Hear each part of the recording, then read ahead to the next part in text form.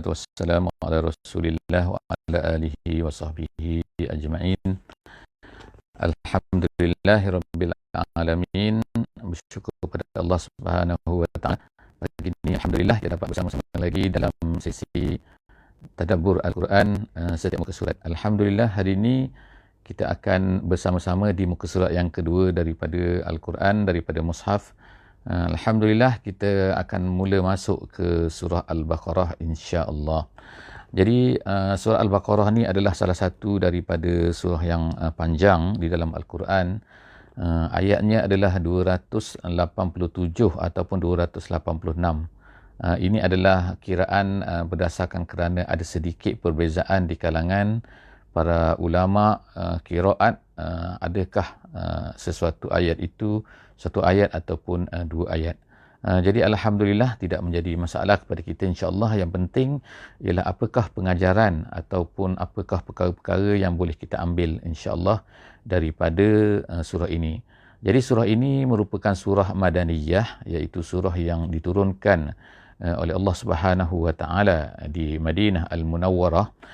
Jadi dan ianya merangkumi jarak masa yang sangat panjang, iaitu daripada awal, iaitu penurunannya bermula dengan awal daripada ketibaan Nabi sallallahu alaihi wasallam ke Madinah Al-Munawwarah, dan kemudian tu berakhir sehingga ke akhir-akhir. Dan ayat yang terakhir di dalam Al-Quran, penurunan kepada Nabi kita sallallahu alaihi wasallam, juga adalah merupakan ayat yang berada di surah Al-Baqarah ini juga, iaitu ayat wattaqu yawman turja'una fihi ila Allah dan seterusnya. Jadi itu adalah menurut pendapat yang paling kuatlah di kalangan ulama-ulama tafsir, itu adalah merupakan ayat yang terakhir yang diturunkan kepada Nabi sallallahu alaihi wasallam. Surah Al-Baqarah ini juga merupakan satu surah yang mengandungi banyak cerita-cerita tentang Bani Israel. Walaupun ada sedikit di permulaannya Allah Subhanahu wa taala menceritakan tentang kejadian Nabi Adam alaihi salam, tetapi selepas daripada itu Allah Subhanahu wa taala mula menceritakan tentang kisah Bani Israel. Dan juga inilah satu-satunya tempat di mana Allah Subhanahu wa taala menceritakan kisah Al-Baqarah, iaitu di mana Bani Israel telah diperintahkan oleh Allah Subhanahu wa taala melalui Nabi Musa alaihi salam untuk menyembelih Al-Baqarah. Tetapi mereka telah banyak songenya, banyak masalahnya, bertanya itu dan ini kan. Maknanya susahnya mereka ni nak melaksanakan. Mereka ni seperti tidak mahu untuk melaksanakan arahan yang dibuat oleh Nabi Musa terhadap mereka. Jadi oleh itulah maka Allah Subhanahu wa taala menceritakan perkara ini dalam surah ini. Dan surah ini menjadi satu simbol lah kepada peralihan iaitu memegang amanah Allah Subhanahu wa taala di atas muka bumi ini. Kalau sebelum daripada Nabi kita Nabi Muhammad sallallahu alaihi wasallam, sebelum daripada umat Nabi Muhammad sallallahu alaihi wasallam, orang yang telah diberi amanah untuk memegang amanah berdakwah, menyampaikan Islam, khalifah di atas muka bumi ini adalah merupakan Bani Israel. Oleh kerana itulah Allah Subhanahu wa taala telah menurunkan sangat ramai rasul-rasul di kalangan Bani Israel ini, dan untuk mengajak manusia lain kepada Islam. Tetapi mereka tidak melaksanakan tugas tersebut. Bermula daripada Nabi Yaqub alaihi salam, iaitu anak Nabi Ishaq alaihissalam dan anak kepada cucu kepada Nabi Ibrahim alaihissalam, Allah Ta'ala mengutuskan majoriti daripada rasul-rasul adalah dari kalangan Bani Israel. Sehinggalah kepada Nabi Isa alaihissalam yang juga merupakan salah seorang daripada Bani Israel, tetapi mereka sama ada membunuh rasul-rasul ini ataupun mereka ini mendustakan. Jadi ada yang mereka ni yukazib dan ada mereka setengah daripada mereka ni yaqtulun, mereka ini membunuh nabi-nabi ini. Jadi itulah yang berlaku, dan Allah Subhanahu wa taala menurunkan surah ini sebagai panduan kepada umat Nabi Muhammad sallallahu alaihi wasallam bahawa mereka sekarang ini sebenarnya memegang tugas yang besar, iaitu tugas untuk mengambil alih amanah yang telah diberikan kepada Bani Israel ini. Dan sekarang kamu umat Nabi Muhammad adalah bertugas untuk menjaga manusia, untuk menjadi khalifah di atas muka bumi ini. Inni ja'ilun fil ardi khalifah. Aku jadikan kamu, wahai manusia, iaitu bila Allah Ta'ala berkata kepada malaikat, Allah Ta'ala nak jadikan Nabi Adam, kemudian Allah Ta'ala ceritakan bahawa tugas yang akan dipegang oleh manusia ini ialah tugas iaitu menjadi khalifah di atas muka bumi ini. Khalifah dalam erti kata iaitu menjadi seperti seorang pengganti Allah Subhanahu Wa Taala. Pengganti bukan maksudnya pengganti, tapi artinya ialah membawa risalah Allah Subhanahu Wa Taala di atas muka bumi ini. Jadi marilah bersama-sama insya-Allah kita masuk kepada surah Al-Baqarah, muka surat yang kedua selepas daripada kita telah menceritakan dalam sesi sebelum ni surah Al-Fatihah. A'udzubillahi minasyaitonirrajim. Bismillahirrahmanirrahim. Alif lam mim. Dzalikal kitab la raiba fihi hudan lil muttaqin. Shadaqallahul azim. Jadi saya bacakan tadi itu ayat yang pertama dan juga ayat yang kedua daripada surah Al-Baqarah ini. Yang pertamanya Allah Ta'ala mulakan surah ini dengan Alif Lam Mim. Alif Lam Mim, bukannya alam. Ada di tempat-tempat yang lain dalam Al-Quran ini, kadang-kadang alam tara kaifa fa'ala. Alam tu maknanya lain. Alam tu ejaannya sama, Alif Lam Mim, tapi bacaannya alam. Tetapi di permulaan pada setengah-setengah surah di dalam Al-Quran ini, Allah Subhanahu Wa Taala memulakan ulama sebagai huruf muqatta'ah. Huruf muqatta'ah ni iaitu huruf yang terpotong-potong. Maknanya dia bukan bersambung, bukannya alif, bukan alam, tetapi alif, lam dan juga mim. Jadi ketiga-tiga huruf ni ataupun dalam bentuk-bentuk yang lain, dalam huruf-huruf yang lain, ada alif, lam, ra, ada macam-macam ada qaf, ada nun, ada panjang kaf, ha, ya, ain, sad dan sebagainya. Semua-semua ni adalah merupakan ayat-ayat huruf-huruf muqatta'ah dipanggil. Iaitu mempunyai makna-makna yang telah diberikan oleh ulama-ulama kita dengan banyak makna. Setengah daripadanya, mereka ni setengah daripada ulama-ulama tafsir memberi maknanya ialah iaitu Allahu a'lamu bimuradihi, sebagaimana yang disebutkan oleh Imam Jalalain di dalam tafsir mereka, iaitu tafsir Jalalain, iaitu Imam Jalaluddin As-Sayuti dan juga Imam Jalaluddin Al-Mahalli. Jadi kedua mereka ni memberi makna itu kerana bagi pendapat Jalaluddin Al-Sayuti, Imam Jalaluddin As-Sayuti, bahawa itulah sebenarnya pandangan yang paling kuat. Tetapi ada lagi pandangan-pandangan lain yang diberikan oleh ulama. Di antaranya yang terkuat juga ialah mengatakan bahawa maksud daripada huruf-huruf muqatta'ah di dalam awal beberapa surah di dalam Al-Quran ini ertinya ialah Allah Ta'ala nak mencabar manusia ini yang mengatakan bahawa Quran ini adalah ciptaan Muhammad dan sebagainya, dan mereka mengatakan asatirul awwalin dan lain-lain ini. Allah Ta'ala cabar mereka bahawa Al-Quran ini diturunkan dalam bahasa Arab dan menggunakan huruf-huruf yang memang digunakan oleh orang Arab. Dia bukan menggunakan huruf-huruf lain. Kalau orang Arab contohnya tak ada nge, tak ada ga kan. Jadi ataupun tak ada ca. Itu sebagai contohnya. Jadi dalam bahasa Arab, Quran ini diturunkan dalam bahasa Arab, bahasa mereka sendiri, bahasa Quraisy. Jadi kenapa mereka tak boleh nak buat Quran? Buatlah kalau mampu. Jadi Allah Ta'ala gunakan alif, lam, mim. Tapi kenapa mereka tak nak buat? Itu adalah merupakan tafsiran yang kedua lah. Dan banyak lagi tafsiran-tafsiran yang lain yang kita tak sebutkan di sini kan. Tapi itulah kita insya-Allah kita manfaatkan bahawa kemudian bacaan mengenai setiap daripada huruf-huruf pada permulaan surah-surah ini hendak dibaca dengan betul kerana ada dengunnya, ada mimnya, ada lamnya dan sebagainya. Jadi itu insya-Allah minta kepada semua sahabat-sahabat lah yang bersama dengan kita pada hari ini cuba untuk mempelajarinya dengan betul dan membacanya dengan betul insya-Allah. Seterusnya Allah Subhanahu Wa Taala sebutkan dalam ayat yang kedua, zalika ni adalah untuk menunjukkan kepada, kalau dalam bahasa Arabnya ada haza, ada zalika ni adalah untuk menunjukkan kepada jauh. Jadi apa yang jauh di sini kan? Jauh ni setengah ulama mengatakan jauh kerana ia adalah satu perkara yang ghaib. Ghaib maknanya dia ni satu bukan benda yang boleh nampak. Jadi maksud ghaib ni ialah perkara yang tak boleh dipegang, tak boleh dicapai, tak boleh dirasai oleh panca indera manusia. Jadi itu nama dia al-ghaib. Jadi oleh kerana itulah zalika, kitab ini dia datangnya daripada Allah Subhanahu Wa Taala. Jadi dia ni adalah seperti benda ghaib walaupun kita sekarang boleh pegang Quran tu, bukan boleh pegang Quran, sebenarnya pegang mushaf, tapi maknanya Quran ini datangnya daripada Allah Subhanahu Wa Taala. Nabi Muhammad bacakan kepada kita dan kemudian Nabi Muhammad memberitahu kepada kita, Nabi Muhammad sallallahu alaihi wasallam memberitahu kepada kita bahawa Quran ini datangnya daripada Allah. Jadi Allah ini adalah bagi kita sekaranglah benda ghaib kan. Kita nampak hasil, kita nampak makhluk, kita nampak apa yang diciptakan oleh Allah. Tapi kita tidak boleh merasai Allah, tak boleh nampak Allah dan sebagainya. Jadi perkara ini sebab itulah digunakan zalika. Itu menurut setengah ulama.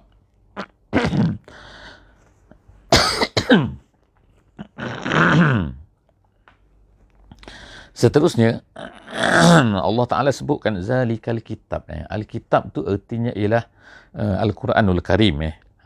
Al-Kitabul Karim. Asal kitab ni ialah daripada bahasa Arab. Orang Arab menggunakan perkataan kataba ni apabila dia dhammul adim bil adim, iaitu bila mereka ni nak jahit apa ni, kulit-kulit binatang. Jadi mereka jahit antara satu sama lain, campur kulit-kulit tu kan, untuk dijadikan sebagai satu helaian yang besar. Tu nama dia Alkitab kalau ikut yang asal lah dalam bahasa Arab. Tetapi akhirnya digunakan untuk apabila orang tu campurkan huruf-huruf kan. Huruf dengan huruf, akhirnya dicampur, maka dia akan jadi kitab. Itu hanyalah dari segi bahasa lah saja kan. Tapi kita faham sini maksud kitab ni adalah Al-Quranul Karim. Jadi Allah Subhanahu Wa Taala kata itulah kitab ni yang ditunggu-tunggu, yang dijanji-janjikan oleh orang-orang Yahudi, orang Nasrani melalui Nabi Musa dan juga Nabi Isa sebelum daripada ni. La raiba fihi. Raib tu maknanya tidak ada. Kitab ini tak ada keraguan padanya. Apa maksud Alkitab di sini? Alkitab artinya ialah Ar-Raib di sini. Raib ni artinya ialah asyakku. Tak ada syak padanya. Dalam bahasa Arab bila sebut raib ni artinya ialah syak tetapi ada tahmah. Ada mungkin kita kata betul ke? Saya syak dan saya rasa ada something, bahawa ada benda tak betul pada dia tu. Jadi sebab itulah dia kata la raiba. Jadi dalam Quran ini tak ada raib. Kalau ada orang kata ada benda yang ragu-ragu lah, ada benda yang tak betul lah, ada benda, cuba bawa kat mana, di mana tak betulnya, di mana tak betul isi kandungan Quran dan sebagainya ni kan. Jadi Allah SWT cabar sini, permulaan lagi Allah Ta'ala dah cabarkan la raiba fihan. Tak ada benda yang tak betul di dalam Al-Quran ni. Kemudian fihi la raiba fihi, tak ada benda yang tak betul dalamnya. Kemudian hudan lil muttaqin, dia menjadi petunjuk. Ulama tafsir kata hudan di sini bermakna hadi, maknanya iaitu dia menjadi petunjuk kepada orang-orang yang muttaqin.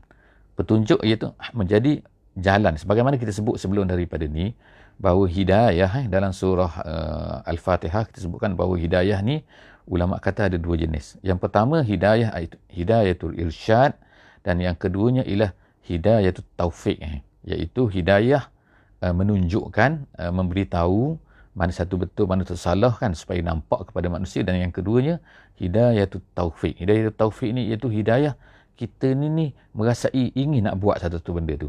Kita dah tahu satu benda kadang-kadang, tapi kadang-kadang kita ni tak rasa nak buat benda tu. Itu kita mendapat hidayatul irsyad, tapi kita tak mendapat hidayatul at-taufik. Jadi di sini ni disebutkan makna hudan ni makna dia tu menjadi petunjuk, jadi iaitu hadin. Dia tu menjadi penunjuk kepada lil muttaqin, iaitu kepada orang yang bertakwa. Dalam tafsir dia kata hudan untuk menjadi kita ni bertakwa macam mana, iaitu kita boleh refer kepada Al-Quran. Maknanya Quran ini bukanlah maknanya bila dapat Quran terus menjadi takwa, tapi bila kita mengambil, beramal, memahami Al-Quran itu, maka dia akan menjadikan kita ini orang yang akan bertakwa kepada Allah Subhanahu Wa Taala. Sebab kita tak tahu jalan bagaimana kita ni nak bertakwa kalaulah tidak ada Al-Quran ini. Jadi Masya Allah kan, kita dapat Al-Quran ini, maka sepatutnya akan menjadi pembimbing kita lah untuk kita ni menjadi orang yang bertakwa. Kemudian Allah SWT kata allazina yu'minuna bil ghaibi. Kemudian seterusnya ialah mereka ini, macam mana orang yang bertakwa tu Allah Ta'ala buat sifat-sifat menyatakan sifat-sifat orang yang bertakwa tu macam mana, iaitu yang pertamanya iaitu orang-orang yang beriman dengan perkara yang ghaib. Jadi perkara yang ghaib inilah perkara asasi. Ulama-ulama tafsir sebutkan perkara yang ghaib ini disebutkan dahulu kerana apa? Kerana dia adalah al-aslu fil i'tiqad. Makna dalam masalah i'tiqad ni ialah kalau orang tu tak boleh percaya kepada benda ghaib, maka fail. Semua benda lain tu tak menjadilah. Jadi dia mestilah syarat dia ialah yang pertama dia kena percaya pada ghaib. Dia ada keyakinan bahawa benda ghaib ni adalah benda yang wujud, benda yang pasti. Selepas daripada itu barulah boleh diceritakan tentang al-jannah, syurga, neraka, tentang hari akhirat, kebangkitan, Allah, malaikat dan segala-galanya. Sebab apa? Benda-benda ni semua adalah benda-benda yang tak boleh dapat dilihat oleh mata, oleh panca indera. Jadi kalau seorang tu tak percaya kepada benda ghaib, macam mana dia nak percaya kepada benda-benda ni semua? Sebab itulah Allah Subhanahu Wa Taala mulakan dengan yu'minuna bil ghaib. Mereka itu percaya kepada al-ghaib. Dalam beberapa hadis ada disebutkanlah perkara ini, iaitu bagaimana Nabi sallallahu alaihi wasallam ada menyebutkan iaitu Nabi sallallahu alaihi wasallam bercerita tentang apabila ditanya oleh beberapa orang sahabat ada seorang sahabat ni, Abu Ubaidah Al-Jarrah sebagai contohnya, dia telah bertanya kepada Nabi sallallahu alaihi wasallam. Dia kata, kita ni ya Rasulullah, kita beriman kepada kamu, kita beriman bersama dengan kamu, dan kemudian kita berjihad bersama dengan kamu ya Rasulullah. Adakah orang yang lebih baik lagi daripada kami? Dia kata. Jadi Nabi SAW jawab, ya, na'am. Ada lagi orang yang lebih baik daripada kamu. Siapa? Iaitu qaumun min ba'dikum yu'minu nabi walam yarawni. Iaitu orang-orang yang datang selepas daripada kamu. Mereka ni tak melihat aku. Mereka ni tak nampak aku, tapi mereka beriman dengan aku. Jadi Nabi SAW memberi gambaran bahawa besarnya nilai apabila tak nampak ni dan kita beriman dengan tak nampak ni. Kita tak nampak Nabi SAW. Of course lah kita tahu Madinah tu, kita tahulah makam Nabi, kita tahu sebagainya kan. Tapi kita tak mendengar Nabi bercakap sendiri depan kita kan. Tapi kita beriman. Jadi Masya Allah kan, orang-orang yang begini, orang yang beriman, kadang-kadang Nabi SAW kata dia akan mendapat pahala kemungkinan lebih besar lagi daripada sahabat. Ini adalah bukan secara mutlaknya. Ulama kata secara mutlak ni maksudnya bukanlah maknanya ramailah orang ni, manusia ni yang lebih baik daripada sahabat. Tidak. Secara umumnya sahabat tu lebih baik lagi daripada orang-orang yang datang kemudian. Tetapi ada orang-orang yang beriman, yang kuat imannya, yang datang kemudian. Tapi mereka tak jumpa Nabi, mereka tak nampak Nabi, tapi mereka beriman. Jadi itulah hakikat nak kata kelebihan orang-orang yang tak nampak beriman dengan perkara ghaib. Seterusnya Allah Ta'ala kata wa yuqimunas solah, dan menegakkan sembahyang. Allah SWT sentiasa menyebutkan dalam Quran ini, dia tak kata yusallun sahaja, tetapi biasanya dia akan sebut yuqimuna, iaitu menegakkan, mengestablish, jadi kenapa Allah Ta'ala sebut? Jadi ulama-ulama tafsir kata maksud wa yuqimunas solah ni ialah iaitu melaksanakan sembahyang dan juga melaksanakan segala tuntutan-tuntutan yang berkaitan dengan sembahyang, terutamanya ialah al-khusyuk. Dan ada ulama lagi tambah iaitu menunaikan segala adab-adabnya, sunat-sunatnya dan sebagainya. Itu maksudnya yuqimunas solah.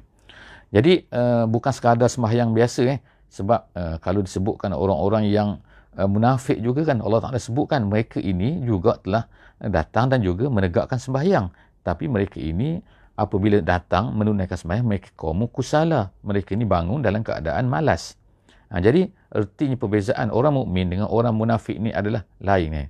Mereka ni tak sembahyang kerana yura'unan nas. Mereka bukan kerana nak menunjuk-nunjuk kepada manusia.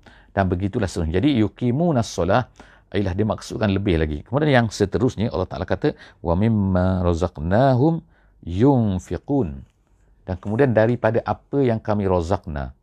Allah Ta'ala nisbahkan maknanya menyebutkan razaqa ni kepadanya, dia kan, dia itu Allah Subhanahu Wa Ta'ala. Allah Ta'ala kata kami beri rezeki. Kami memberi rezeki ni a'tayna. Allah Ta'ala menggunakan perkataan rezeki itu, a'ta tu memberi dengan menggunakan perkataan rezeki. Jadi apa? Rezeki ni banyaklah perbincangan di kalangan ulama apa maksud rezeki dan sebagainya. Tapi kita faham secara mudah saja pada sesi kita ni yang ringkas ni, iaitu apa? Iaitu mereka ni infak. Jadi Allah Ta'ala sentiasa gabungkan dalam Quran ni, iaitu di antara perkataan ar-rizki dengan al-infaq. Artinya, apabila Allah Ta'ala beri kepada kita sesuatu benda, sebenarnya Allah Ta'ala meminta dalam masa yang sama tu supaya kita ni menginfakkan. Infakkan harta tersebut yang diberikan oleh Allah Ta'ala tu. Jadi bila dapat saja harta, kita ingatkan, ni kena infak ni infak ni kan. Bukannya maknanya bila dapat tu, relax aku dah dapat duit banyak dan sebagainya kan. Tapi ertinya tu, itu adalah Allah Ta'ala nak ingatkan kita tu, ni ambil. Tapi jaga-jaga dalam masa yang sama, kamu kena yungfikun. Jadi adalah ulama kata ini maksudnya adalah zakah dan juga sebagainya. Tapi kita juga pastikan bahawa az-zakah tu dalam permulaan Islam adalah merupakan al-infak. Bila sebut infak ni artinya ialah tidak ada had. Tidak ada satu nilai 1% yang tertentu. Tapi selepas daripada tu Allah Ta'ala wajibkan kepada orang mukmin tu dengan az-zakah di Madinah. Walaupun az-zakah ni telah disebutkan di Mekah banyak kali kan. Tapi disebutkan di Madinah dalam erti yang spesifik, iaitu tertentu nilai-nilainya. Tetapi ianya tidak menghilangkan iaitu perasaan untuk infak ni. Dan perasaan infak tu tetap juga diwajibkan dalam keadaan-keadaan yang tertentu lah kan. Sebagaimana yang berlaku ditunjukkan oleh para sahabat semasa peperangan Tabuk dan juga lain-lain. Seterusnya, Allah SWT sebut lagi sifat-sifat orang yang beriman ni, iaitu wallazina yu'minuna bima unzila ilaik wa ma unzila min qablik wa bil akhirati hum yuqinun, dan iaitu mereka yang beriman dengan apa yang diturunkan kepada engkau, iaitu Al-Quran, dan juga apa yang diturunkan sebelum daripada engkau. Jadi nak menunjukkan bahawa kita ni, walaupun kita ni adalah umat Nabi Muhammad sallallahu alaihi wasallam, tapi kita tetap beriman kepada kitab-kitab yang diturunkan dahulu daripada Nabi Muhammad sallallahu alaihi wasallam. Kitab-kitab yang kita tahu, iaitu ada 3 kitab yang wajib kita percaya, iaitu Az-Zabur, At-Taurat dan juga Al-Injil. Dan kemudian ada lagi suhuf-suhuf. Suhuf-suhuf ni maknanya helaian-helaian yang bukan kitab, tetapi dia adalah juga diturunkan oleh Allah Subhanahu Wa Taala, seperti kepada suhuf Nabi Ibrahim, suhuf daripada Musa dan juga lain-lain, sebagaimana yang kita baca dalam surah Al-A'la. Jadi ada setengah ulama tafsir berpendapat bahawa ayat ini untuk merefer kepada setengah daripada ahli kitab. Yang mana ahli kitab ini, mereka ni sebelum daripada Nabi Muhammad, mereka ni sama ada Kristian ataupun Yahudi. Tapi selepas daripada datangnya Nabi Muhammad SAW, mereka telah meninggalkan meninggalkan ajaran Kristian dan Yahudi, kemudian mereka masuk Islam dan lalu beriman dengan Alkitab, iaitu beriman dengan Al-Quran. Jadi artinya mereka mendapat sebagaimana yang disebutkan dalam satu hadis, mereka mendapat ajrani, mereka mendapat 2 pahala. Kenapa? Pahala yang pertama, mereka telah beriman dengan apa yang diturunkan kepada Nabi Musa dan juga kepada Nabi Isa AS, dan kemudian selepas itu mereka beriman pula kepada apa yang diturunkan oleh Allah Subhanahu Wa Taala kepada Nabi Muhammad sallallahu alaihi wasallam, iaitu ma unzila ilaika wa ma unzila min qablik, apa yang diturunkan sebelum daripada kamu. Kemudian yang terakhirnya ialah wabil akhirati hum yuqinun, mereka itu kemudiannya percaya kepada akhirat. Satu part daripada al-ghaib yang telah disebutkan dalam ayat di atas tadi. Seterusnya ialah ayat yang kelima, iaitu ayat yang terakhir kita pada pagi ini, pada sesi kali ini, ialah Allah Subhanahu Wa Taala kemudian menyimpulkan bahawa orang-orang yang buat macam tadi tu, iaitu orang yang percaya kepada Alkitab, orang yang percaya kepada kitab Taurat dan juga Injil tu datangnya daripada Allah, yang bukan kita percaya bahawa dia tu betul, tak. Tapi kita percaya bahawa Allah Ta'ala dulunya menurunkan At-Taurah dan juga Injil kepada Nabi-Nabi dahulu.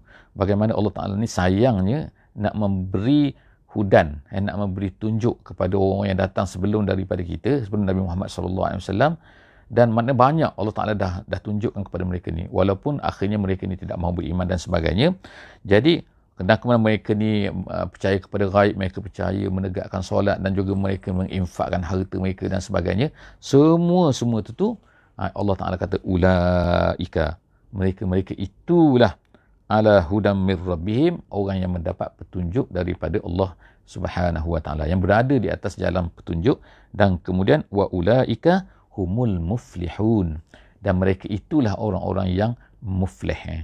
Jadi digunakan perkataan di sini, satu lagi perkataan yang digunakan ialah muflihun. Muflihun ni ialah daripada falaha, aflaha, dan kalau kita kata apa ni, orang-orang petani iaitu orang-orang yang mengerjakan tanah, membajak tanah dan sebagainya ni, mereka ni kita gelarkan mereka ni sebagai petani. Jadi al-fallah kalau dalam bahasa Arabnya fallah. Kenapa? Dia sebenarnya daripada perkataan yang sama. Fallah, muflihun, iaitu asal al-fallah ni ialah iaitu apabila seseorang itu mendapat manfaat daripada hasil usahanya yang dia penat sebelum daripada itu. Itulah maknanya ada dua perkara lah dalam perkataan muflih ni, iaitu dia mendapat hasil, mendapat manfaat selepas daripada dia penat untuk melakukan sesuatu benda. Kadang-kadang seseorang itu mendapat sesuatu benda tapi dia tak perlu berpenat. Itu dipanggil an-najah dalam bahasa Arab. An-najah ni maknanya berjaya juga. Kalau dalam bahasa Melayunya, al-muflihun berjaya juga. Tapi berjaya muflihun ni ialah berjaya dengan kesukaran sebelum daripada berjaya tu. Jadi tu kerana petani itu dia susah-susah kan, dia membajak tanah, memecahkan tanah, dia kata. Sebab perkataan falaha ni kadang-kadang juga makna ni al-qata'u wasyakku, iaitu dipecahkan tanah tu, dia susah lah, mana akhirnya dia dapat hasil dan ambil manfaat daripada hasil tu, maka kita panggil dia al-fallah. Tapi orang mukmin ini dikatakan muflihun. Kenapa? Kerana mereka ni bersusah payah atas dunia ni untuk mendapat redha Allah Subhanahu Wa Taala, untuk mendapat pahala, dan akhirnya mereka akan mendapat kejayaan, iaitu mendapat hasil daripada apa yang mereka usahakan ni daripada Allah Subhanahu Wa Taala sebagai balasan untuk mereka semua.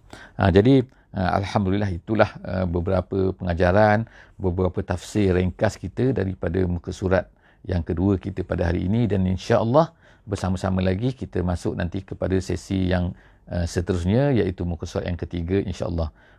Memohon kepada Allah Subhanahu Wa Taala, moga-moga Allah Taala terus memberi kekuatan kepada kita dan menjadikan Al-Quran ini sebagai panduan hidup kita insya-Allah pada setiap hari, setiap ketika, hinggalah kita menemui Allah Subhanahu Wa Taala nantinya. Aku lu qauli hadza wa astaghfirullahal azim li wa lakum. Wassalamualaikum warahmatullahi wabarakatuh. Jadi insya-Allah kita tangguh majlis kita pada pagi ini dengan membaca sama-sama surah Wal Asri dan juga tasbih kifarah. Bismillahirrahmanirrahim. Wal asri innal insana lafi khusr illa allazina amanu wa amilus solihat wa tawasaw bil haqqi wa tawasaw bis sabr. Subhanakallahumma wa bihamdik nashhadu an la ilaha illa ant nastaghfiruka wa natubu ilaik. Assalamualaikum warahmatullahi